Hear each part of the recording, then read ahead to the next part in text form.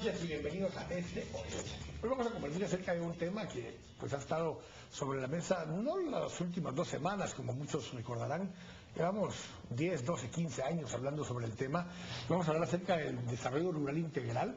Específicamente vamos a hablar también acerca de la propuesta de ley de desarrollo rural integral, la 4084, que ha estado sobre la mesa en los últimos meses. Pero vamos a compartir acerca de este tema con dos personas que obviamente conocen bastante el tema. Nos acompaña primero Humberto Preti, quien es empresario y expresidente de Cámara del Agro. Buenas noches, Humberto, bienvenido. Gracias. Y nos acompaña Daniel Pascual, quien es coordinador general del Comité de Unidad Campesina y que ha estado también pues como dirigente de lo que ha sido el movimiento de la marcha indígena y campesina que se ha estado llevando a cabo durante este año y tuvieron una marcha en marzo. Vamos a conversar acerca de este tema, así que bienvenido Daniel, buenas noches. Buenas noches, Enrique, y muchas gracias. Le voy a pedir a Daniel primero que hablemos un poco del concepto y también le voy a pedir después a Humberto, desde la perspectiva de cada uno de ustedes, ¿qué entienden por el concepto de desarrollo rural integral? Y empiezo contigo, Daniel. Muy bien, sí, el concepto, como varios otros, no es exactamente creado acá, ¿verdad? Es un concepto que incluso fue acuñado por el Banco Mundial, el BID mismo, y bueno, en cada país creo que lo que ha hecho es reflejarse o tratar de diseñar una propuesta desde la realidad del país y bajo ese planteamiento, ¿verdad? Creo que aquí lo que le agregamos, que sería algo interesante también, es el término integral, desarrollo rural integral, que eso ya lleva otros elementos más que hacer notar. Entonces, para la realidad de nuestro país, y ojo, ¿verdad?, desde el punto de vista de las organizaciones de pueblos indígenas, que al mismo tiempo somos campesinos, el desarrollo rural entonces para nosotros es la transformación de la realidad en el área rural, en el campo guatemalteco. Y desde la realidad de nuestro país debe comenzar ese desarrollo rural con resolver el problema del hambre, sacar a la población que está en extrema pobreza y lograr elevar su calidad de vida. Eso entonces, ¿cómo? Pues es en esa integralidad que estamos hablando, no nos referimos únicamente a dotación de tierra, sino que también a procesos de producción diferentes a los actuales. O sea, en este caso, priorizar la producción de alimentos para resolver y atender el problema del hambre en Guatemala, que es un flagelo que no hemos podido salir de él y que incluso hemos ido cada vez más profundizando porque nuestro país no ha tenido en la actualidad la capacidad de producir esos alimentos que consume la población. Ese es un elemento importante del desarrollo rural, pero no es el único y no es el único elemento que nos va a sacar de la pobreza y miseria, porque eso tiene que estar acompañado en esa visión integral de incluso, ¿verdad?, la transformación de esos productos agrícolas a productos ya envasados, no podríamos decir industrializados, porque no tenemos toda la capacidad económica financiera para industrializar en este momento o a corto plazo la producción agrícola en pequeña escala, pero no se descarta que en el futuro sí hay no solo empresarios que se arriesguen o que tomen la decisión de invertir en el interior del país, sino que del Estado mismo. Pero eso no es suficiente, eso tiene que estar acompañado de educación, salud, vivienda, infraestructura y en ese sentido, pues la población poder también tener esos acceso a la educación, la salud, la educación, la vivienda, que son 4 elementos con el tema de la comida, diría yo, que podría, digamos, permitir que la población o los jóvenes, niños, etcétera, se involucren en procesos educativos y a partir de ahí, digamos, podríamos tener un desenlace hacia el futuro de que hayan nuevos profesionales, abogados, ingenieros, doctores, que vienen del campo, que puedan incluso regresar, porque algunos no regresarán, porque es lógico que venir a las ciudades, a los departamentos, incluso se acomoda la gente, pero algunos, más de algunos de ellos, o una buena cantidad, podrán regresar y comenzar a hacer otros procesos de desarrollo y no ni siquiera condenarlos a mantenerse obligadamente a ser productores o ser campesinos, sino que vendrán a hacer procesos de desarrollo en el interior. O sea, ese es nuestro pensamiento, ese es nuestro anhelo, esto es lo que soñamos, ¿verdad?, cuando nosotros hablamos de desarrollo rural integral. Humberto, escuchando esto y con tu experiencia que has tenido, tanto como expresidente de Cámara del Agro, pero también como alguien que de fundaciones como Agros y otras instancias, has estado cerca de esta población, ¿cuál es tu percepción de lo que viene a ser un concepto de desarrollo rural integral? Bueno, realmente lo que dijo Daniel es una realidad.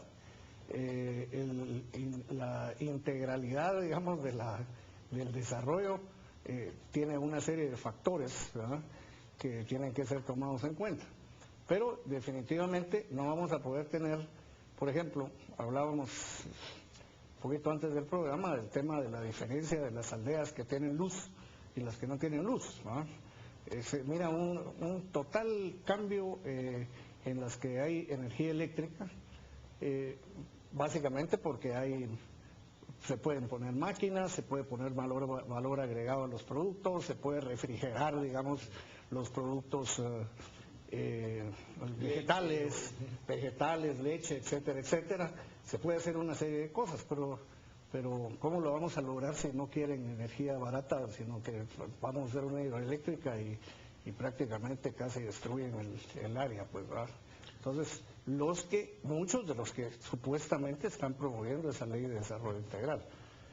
La integralidad también se refiere al tema de la educación. Por ejemplo, todo el tema de los pensums adecuados pues para el área agrícola y toda la cuestión, no, pero no quieren que se cambie nada, absolutamente nada, entonces es muy difícil también lograr esa integralidad en el tema de educación.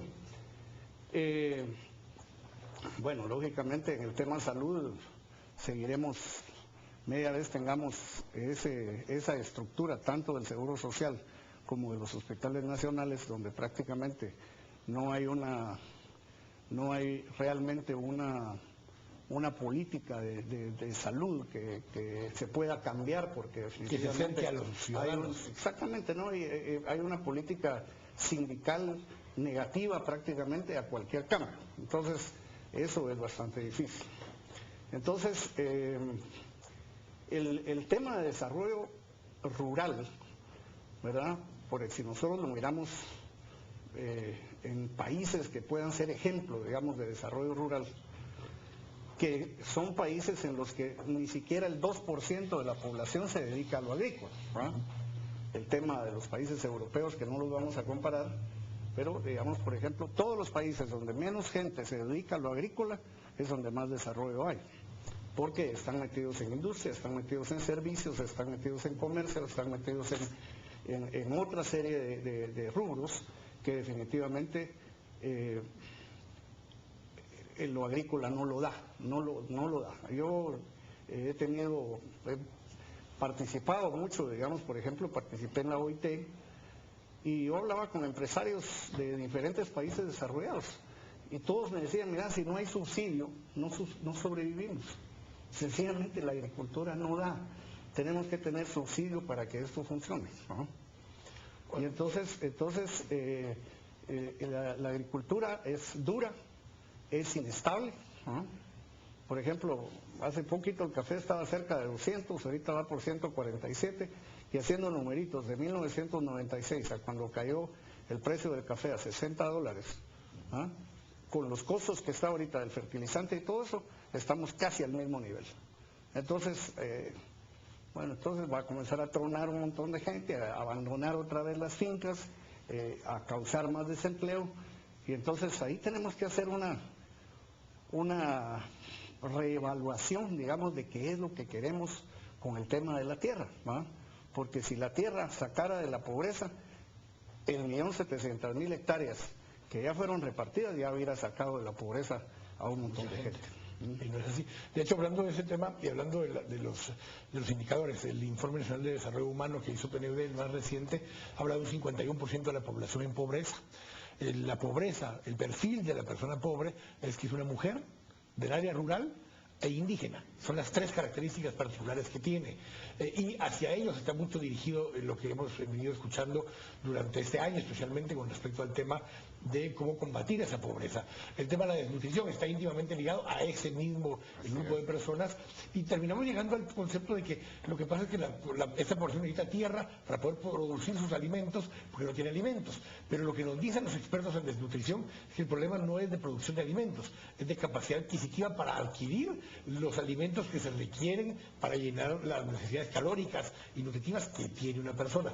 Tengo que ir al corte, pero vamos a regresar a hablar un poco acerca de ese tema y del tema de la soberanía alimentaria, aunque se empieza a convertir eso en algo que está en el trasfondo junto con el tema de tenencia de la tierra que decía Humberto hace un momento, para empezar a analizar entonces cuáles son las propuestas de solución, qué es lo que dice la Ley de Desarrollo Rural Integral y qué son las diferencias. Hasta este momento coinciden ambos en el concepto de atacar esa multidimensionalidad de la pobreza con lo que planteaba Daniel. No había mucha diferencia en el planteamiento de qué es pobreza y en ese sentido. Lo que vamos a ver es cómo lo atacamos y cómo nos ponemos de acuerdo en atacar esa pobreza. Estamos acá en este oeste, haremos un...